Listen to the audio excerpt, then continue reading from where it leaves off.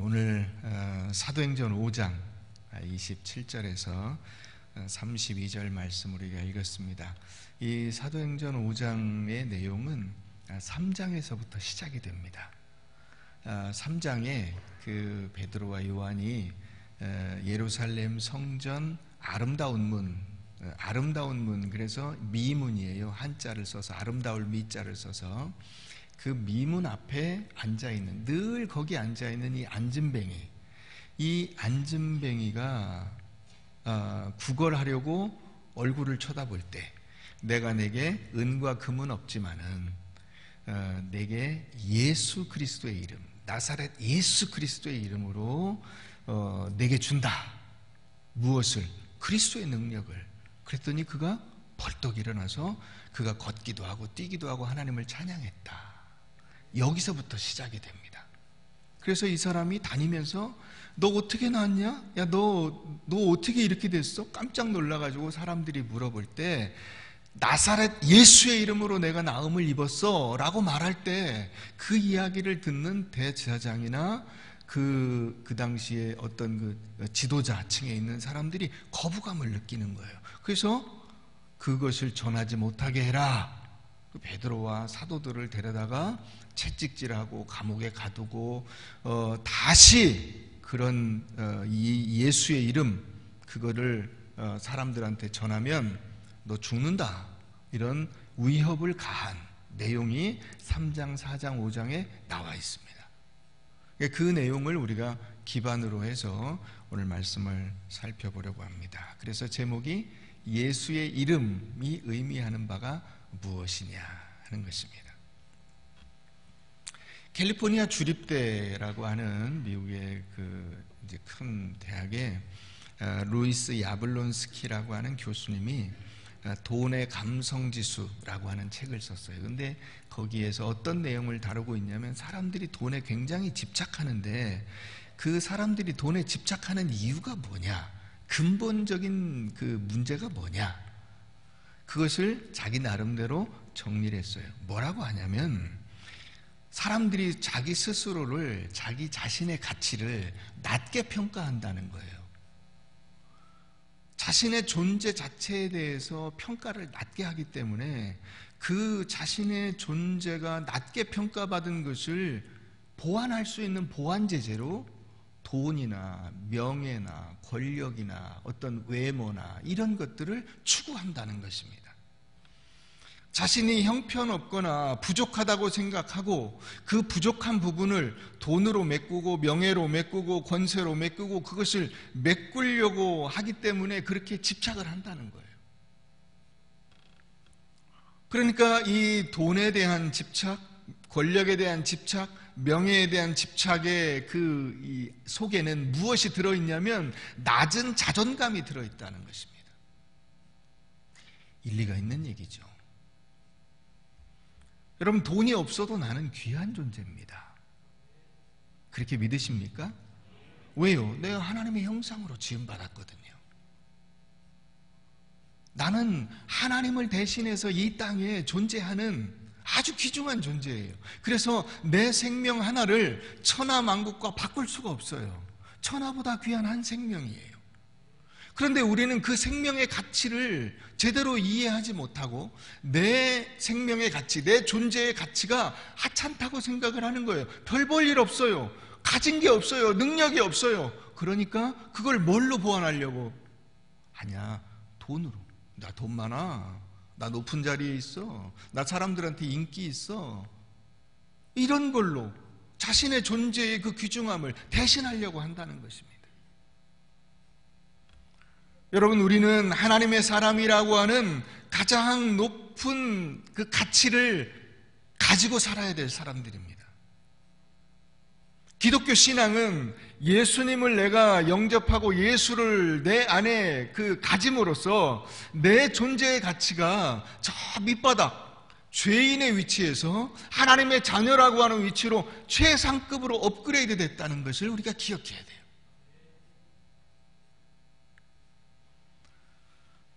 로이 레신이라고 하는 신학자가 그런 얘기를 했어요. 인간에게 가장 필요한 것이라고 하는 글에서 만약에 사람에게 가장 필요한 것이 지식이었다면 하나님은 예수를 보낼 것이 아니라 교수를 보냈을 것이다. 만약에 인간에게 가장 필요한 것이 건강이었다면 예수님을 보내지 않고 의사를 보냈을 것이다.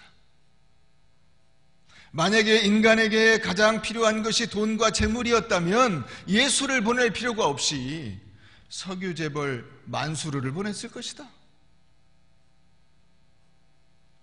만약에 인간에게 가장 필요한 것이 즐거움과 쾌락이었다면 하나님은 코미디언을 보내고 마술사를 보내고 가수를 보내고 연예인을 보냈을 것이다. 그런데 우리에게 가장 필요한 것이 죄에서 구원받아야 될 이 구원의 필요성 때문에 죄 용서 없이는 사람이 사람답게 살 수 없고 인간에게 죽음밖에는 없기 때문에 하나님은 우리에게 세상을 이처럼 사랑하시면서 예수 그리스도를 보내서 우리를 위해 죽게 하시고 우리의 생명을 구해 주신 것이다.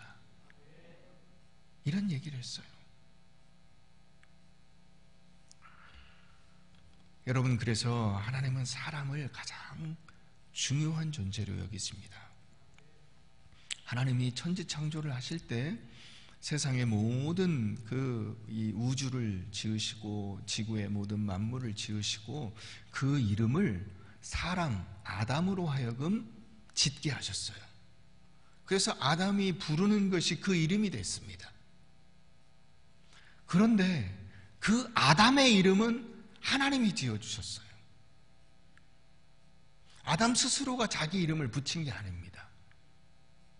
이와 같이 예수님께서 이 땅에 오실 때에도 하나님은 이 예수 그리스도의 탄생의 소식과 더불어서 그의 이름을 지명해 주십니다. 자, 이제 한 아기가 태어날 것인데 그 아기의 이름을 예수라 해라, 임마누엘이라 해라, 이렇게 딱 지정을 해주세요. 왜요? 그 이름이 굉장히 중요하기 때문입니다.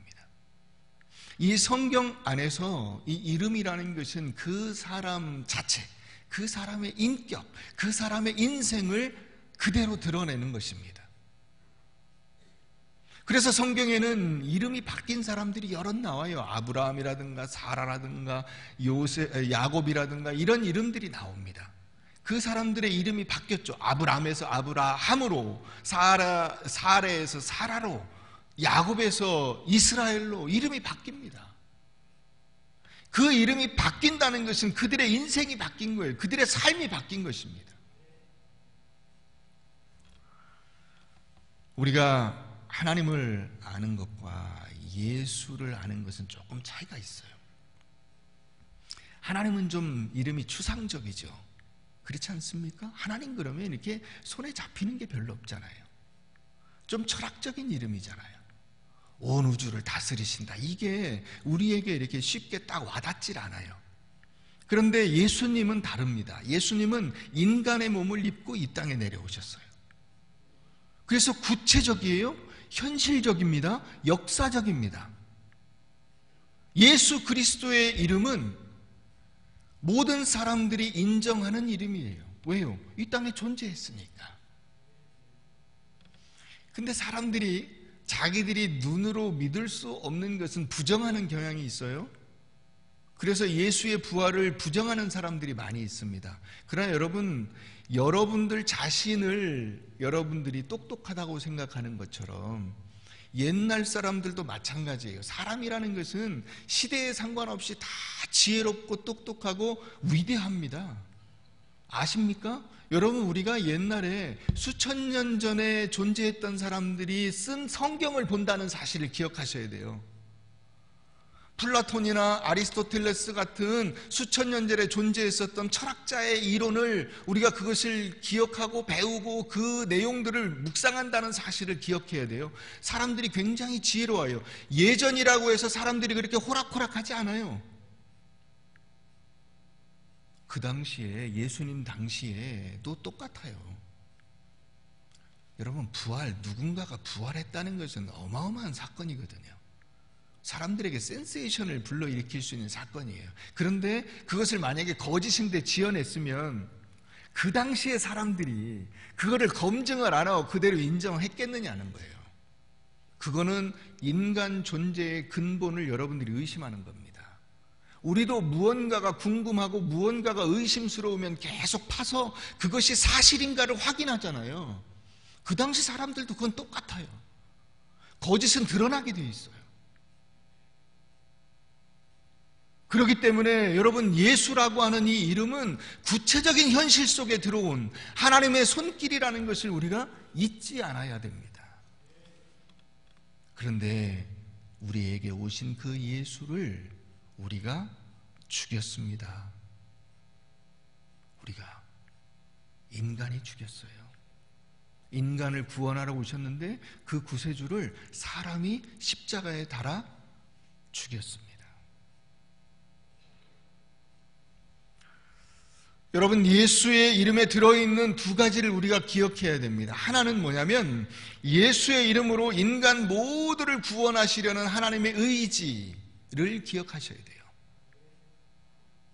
하나님께서 예수를 보내신 것은 예수의 이름 밑에 우리 모든 예수를 믿는 사람들의 이름을 그 밑에 넣어서 하나로 예수의 이름이라는 한 가지로 포장을 딱 해서 그것으로 인정을 해주시는 거예요. 그러니까 어떤 사람이든지 상관없어요. 그가 심지어는 살인자라 할지라도, 사회적으로 지탄을 받는 죄인이라 할지라도 예수의 이름 밑에 들어가면 예수 이름으로 딱 포장이 돼버려요. 그게 우리가 구원받을 수 있는 근거입니다. 여러분, 하나님이 절대로 한 생명도 놓치지 않겠다고 하신 하나님의 열심을 기억하셔야 합니다. 그래서 예수님이 이 땅에 오신 거예요. 나를 구원하시려고 오셨어요. 인간 모두를 예수의 이름으로 다 하나로 묶어서 하나님께서 오케이, 예수의 이름으로 온다면 내가 인정하마, 너를 내 자녀로 내가 받아들이마 하고 인정해 주신 거예요. 그게 예수의 이름이 의미하는 첫 번째 사실이고, 두 번째는, 그런데 사람들이 이 하나님이 구원하시는 방법을 전혀 이해하지 못한다는 것입니다. 이게 무슨 얘기냐? 한번 여러분 사도행전으로 한번 가보십시다. 죄송합니다. 이사야로 한번 가보십시다. 이사야 53장. 이사야 53장.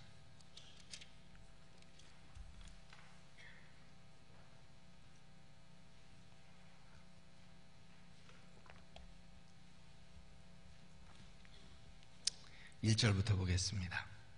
이사야 1033페이지 구약. 우리가 전한 것을 누가 믿었느냐? 여호와의 팔이 누구에게 나타나느냐? 그는 주 앞에서 자라나기를 연한 순 같고 마른 땅에서 나온 뿌리 같아서 고운 모양도 없고 풍채도 없은즉 우리가 보기에 흠모할 만한 아름다운 것이 없도다.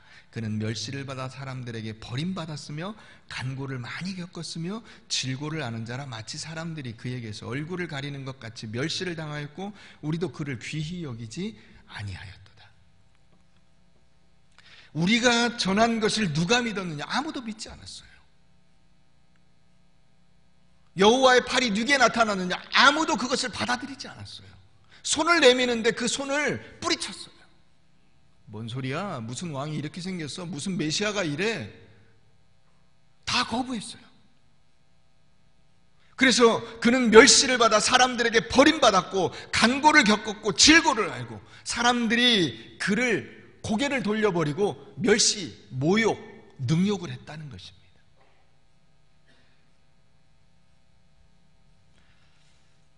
하나님이 구원하시는 방법을 사람들이 이해할 수가 없었다는 거예요.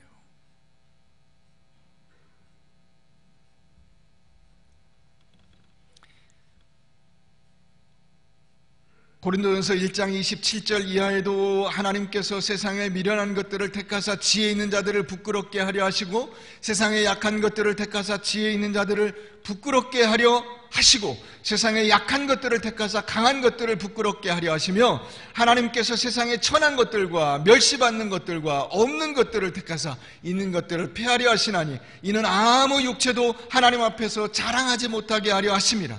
예수의 이름은 늘 이래요. 자랑할 것이 없어요.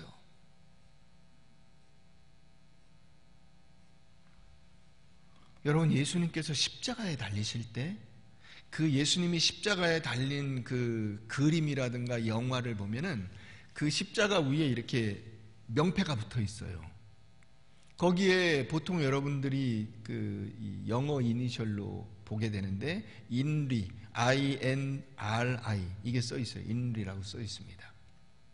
이게 무슨 의미냐면 라틴어로 이에수스 나자레누스 렉스 주데오룸, 나사렛 예수 유대인의 왕이라는 말의 약자를 거기 적어 놓은 거예요. 나사렛 예수 유대인의 왕. 사람들이 그걸 보며 조롱하는 거예요. 야, 무슨 왕이 저러냐? 무슨 왕이 백성들한테 죽임을 당하냐? 무슨 왕이 저렇게 벌거벗고 있냐? 무슨 왕이 저렇게 신하도 없냐? 아무 힘도 없냐? 능력이 없냐? 보잘것 없냐? 볼품 없냐? 엘리야라며 예레미야라며 선지자라며 내려와봐! 사람들이 조롱하는 거예요. 하나님이 구원하시는 방법을 그들은 이해할 수가 없었어요.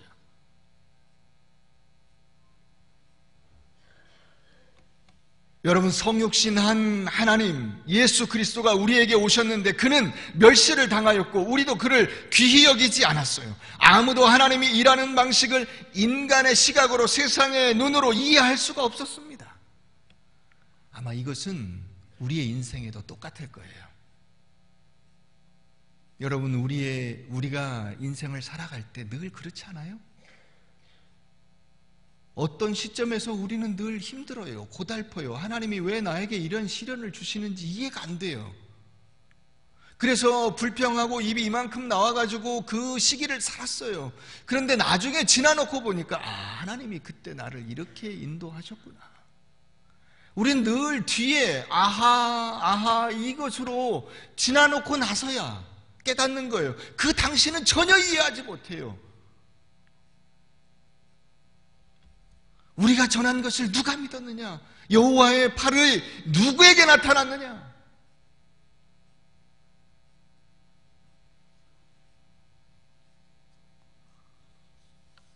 늘 돌아보고 나서야 그게 하나님의 은혜였구나. 하나님의 인도하심이었구나. 내 인생에 하나님이 개입하셨구나. 하나님이 나를 사랑하시는구나. 그제서야 아는 거예요.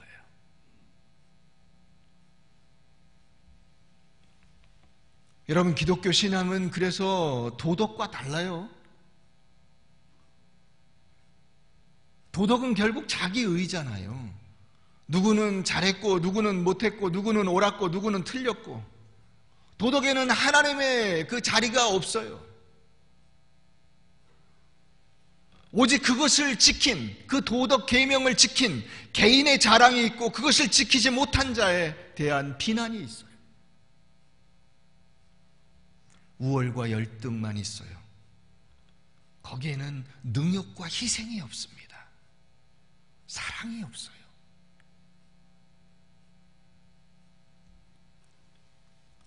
여러분, 그렇기 때문에 우리가 기도라든가 도덕이라든가 성실이라든가 이런 것으로 쉽게 신앙의 책임을 옮겨가 버리면 안 됩니다. 어떤 분이 어려움을 당했어요. 야, 기도해. 너 기도 안 해서 그래. 우리가 물론 농담으로 말한다면 그럴 수 있지만, 여러분, 그 속에 진심이 담겨 있다면 그것은 아니에요. 기도가 여러분 다 응답받습니까? 예수님이 겟세마네 동산에서 이 잔을 내게서 옮겨주십시오 하나님 앞에 기도했어요. 간절히 기도했습니다. 머리에서 흐르는 이 땀이 핏방울이 될 정도로 간절히 기도했어요. 그러나 하나님은 그 기도를 들어주시지 않았습니다.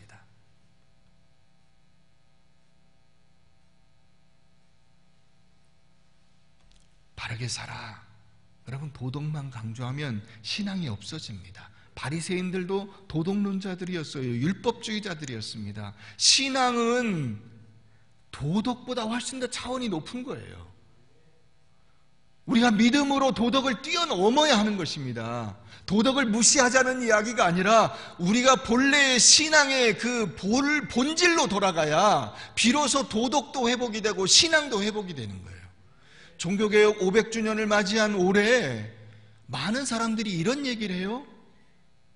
교회의 도덕성이 회복되어야 한다. 아니에요. 도덕성이 회복되어야 되는 것이 아니라 우리가 하나님의 말씀 앞에 나아가야 돼요. 우리가 우리가 예수 그리스도 앞에 나아가야 돼요. 그래서 오직 믿음, 오직 말씀, 오직 하나님의 영광, 이것으로 가야만 그 세상의 도덕을 초월해서 하나님이 원하시는 도덕을 삶으로 하나님께서 기뻐하시는 구원을 얻을 수가 있는 거예요.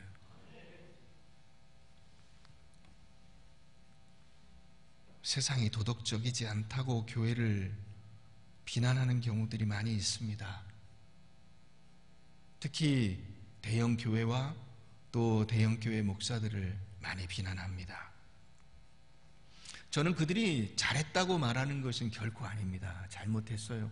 잘못한 점들이 많아요. 본이 되지 못한 것들 때문에 문제가 돼요. 그런데 그것은 우리가 세상에 대고 할 얘기는 아니에요. 왜요? 예수님도 그러셨거든요.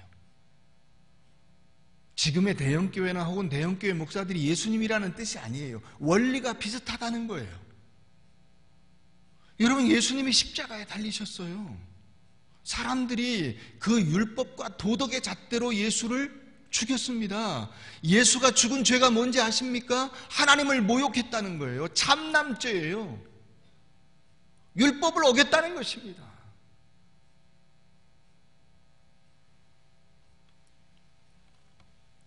여러분, 그러므로 그런 비판들은 세상에 대고 할 얘기가 아니라 우리가 함께 모여서 그것을 놓고 기도하고 그 가슴을 뜯으면서 하나님 앞에서 우리가 어떻게 하여야 하나님의 말씀의 본질로 돌아가고 우리 인간의 본질로 돌아가야 할 것인가를 고민하고 그것을 놓고 기도해야 하는 것입니다.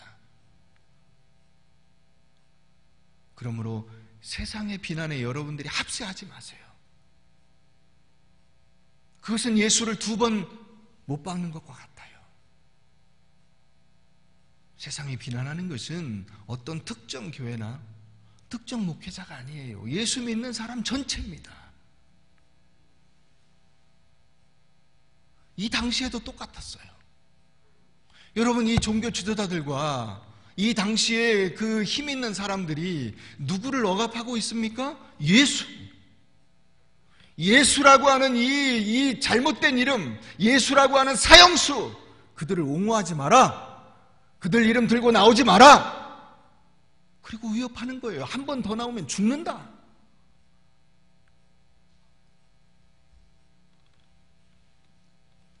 여러분, 기독교는 예수예요. 기독교는 예수 이외에 없어요. 예수 말고는 없어요. 예수 밖에는 없어요.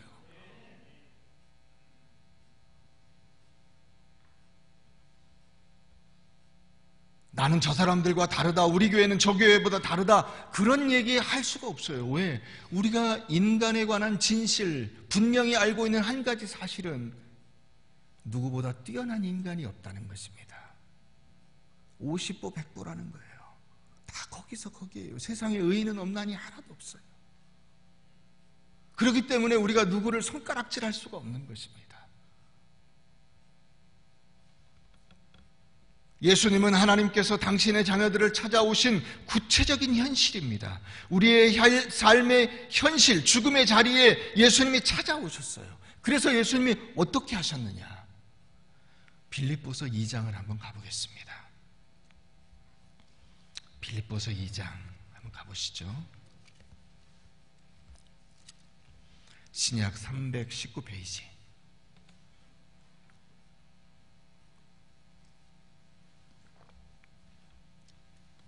빌립보서 2장 5절부터 보겠습니다. 너희 안에 이 마음을 품으라. 곧 그리스도 예수의 마음이니 그는 근본 하나님의 본체시나 하나님과 동등됨을 취할 것으로 여기지 아니하시고 오히려 자기를 비워 종의 형체를 가지사 사람들과 같이 되셨고 사람의 모양으로 나타나사 자기를 낮추시고 죽기까지 복종하셨으니 곧 십자가에 죽으심이라. 이러므로 하나님이 그를 지극히 높여 모든 이름 위에 뛰어난 이름을 주사 하늘에 있는 자들과 땅에 있는 자들과 땅 아래에 있는 자들로 모든 무릎을 예수의 이름에 꿇게 하시고 모든 입으로 예수 그리스도를 주라 시인하여 하나님 아버지께 영광을 돌리게 하셨느니라. 여러분, 예수님이 오셔서 뭐 하셨냐면 스스로 고난을 당하시고 죽으셨다는 거예요. 자기도 고통스럽지만 하나님께서 죽으라는 그 명령에 순종하셨다는 겁니다. 이게 예수의 이름이 가지는 현실이에요.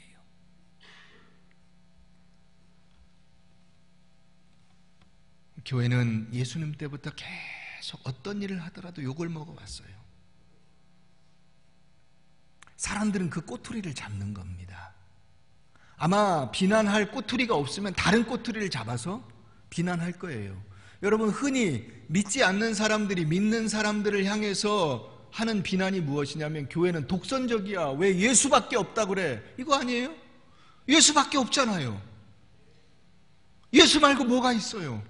예수 말고 우리가 하나님 앞에서 구원 얻을 수 있는 길이 있어요?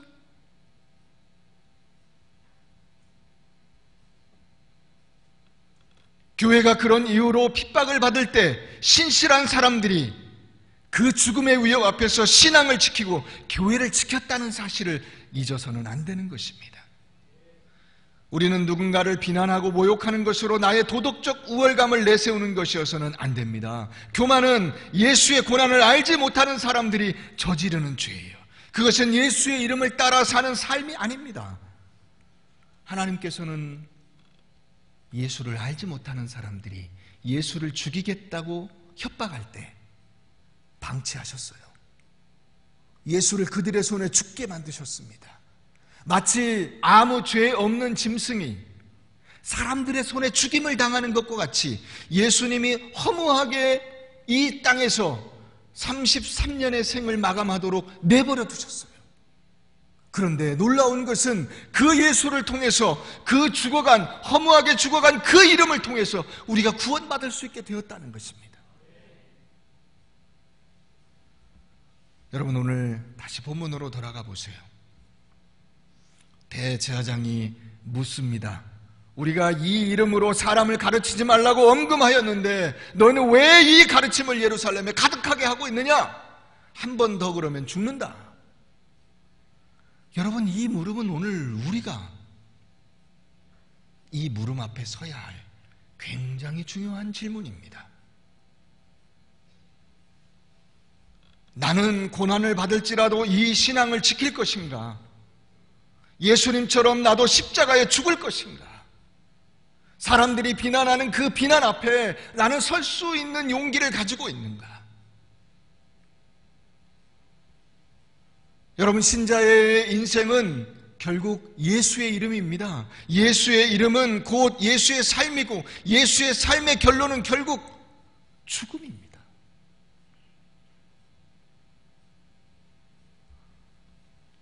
세상에는 멋지게 사는 사람도 있어요. 그러나 우리는 힘든 길, 고난의 길, 능욕의 길에 부름받았습니다. 그러면서 뭐라고 하냐면, 예수님 저를 이 힘든 길에 불러주셔서 감사합니다. 예수님 저를 이 영광스러운 자리에 함께 할 수 있도록 저를 붙잡아 주시니 감사합니다. 이 고백을 하는 사람들이에요.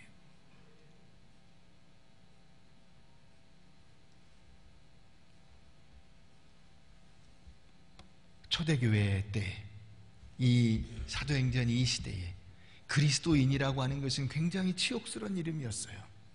예수 믿는 것들, 저 모자란 것들, 사회의 반역자들, 사회의 질서를 어기고 명령을 듣지 않는 것들, 이런 모욕적인 그 뉘앙스가 그 속에 담겨져 있었어요. 그런데 제자들이 뭐라고 합니까? 41절에 가보면 사도들은 그 이름을 위하여 능욕받는 일에 합당한 자로 여기심을 기뻐하면서, 예수의 이름 때문에 자기들이 모욕을 받고 사람들에게 창피를 당하는 것이 너무 기쁜 일이고 자랑스러운 일이라고 생각을 했다는 거예요. 왜? 예수의 영광을 나도 함께 나눌 수 있기 때문에.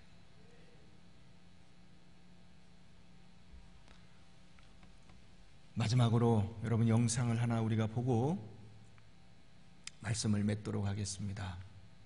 이 영상은 에콰도르에 선교를 하러 떠났던 5 청년들에 관한 이야기입니다.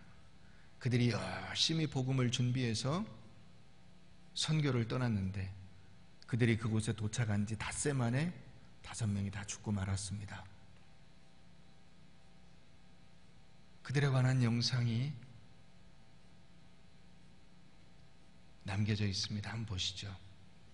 While Johnny attacked, will you defend yourself? Will you use your guns? Son, we can't shoot the Wadani. They're not ready for heaven. We are. Promise me one thing. Just one. One thing. You sound like your mother. If you get in a jam, a real jam, then promise me you'll say these words to them. What words? The Ravdani words. They mean, I am your friend. Your sincere friend. Bua Bia Unumba. Bua Bia and Unumba. Numbwa. Bua Bia Numbwa. Right? Yeah. Bua Bia Numbwa. Bua Bia Numbwa.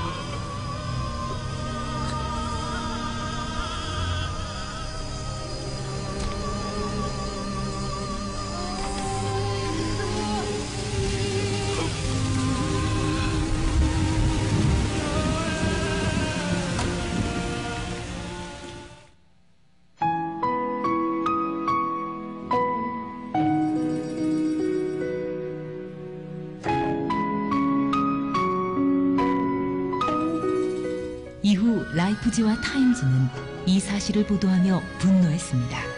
도대체 이 무슨 낭비인가?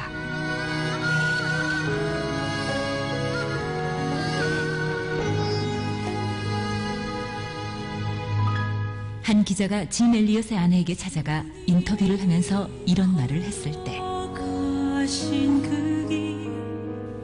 그녀는 그 기자를 똑바로 쳐다보며 이렇게 말했습니다. 낭비라뇨. 남편은 어렸을 때부터 이 순간을 위해 준비했던 사람입니다. 그는 이제야 그 꿈을 이룬 것뿐입니다.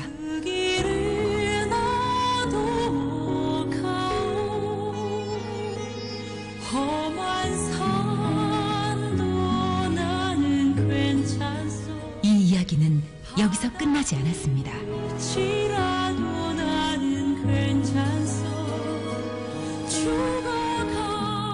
이 젊은이들의 아내 5명은 자신의 어린아이들을 부둥켜 안고 남편이 순교한 그 나라를 다시 찾아갑니다.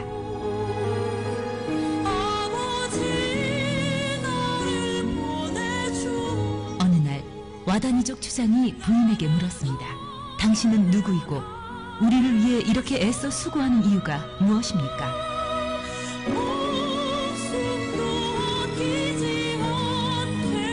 부인은 이렇게 대답했습니다. 나는 5년 전 당신들이 죽인 그 남자의 아내입니다. 그러나 우리가 여기 다시 오게 된 것은 바로 하나님의 사랑 때문입니다.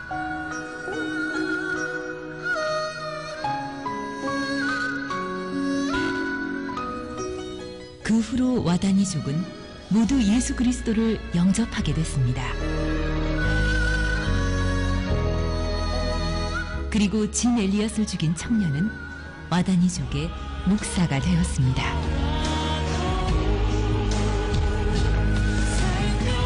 어느 날 진 엘리엇이 다니던 위튼 대학교 기숙사에서 그의 일기가 발견됐는데 그 일기장의 한 구석에는 이런 글이 적혀 있었습니다. 결코 잃어버릴 수 없는 것을 얻기 위해 지킬 수 없는 것을 버리는 자는 절대 어리석은 자가 아니다. 사람들은 그가 어리석다고 했지만 진 엘리엇은 19살 때 이미 알았습니다. 우리의 영원한 생명을 향한 갈망이 결코 어리석은 것이 아님을.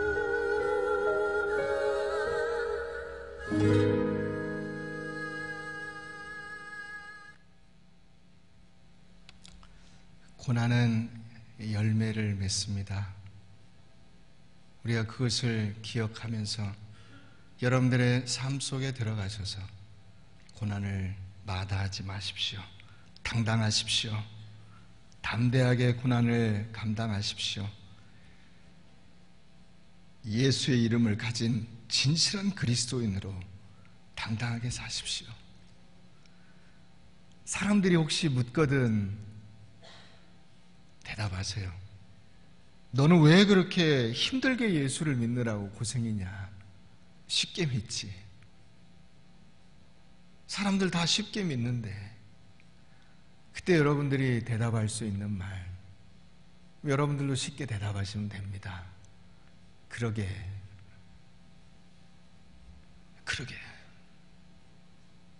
그러니까 예수님이 십자가에 달리셨습니다. 여러분, 우리도 그 고난을, 그 이름을 붙들고 세상으로 나아가십시다.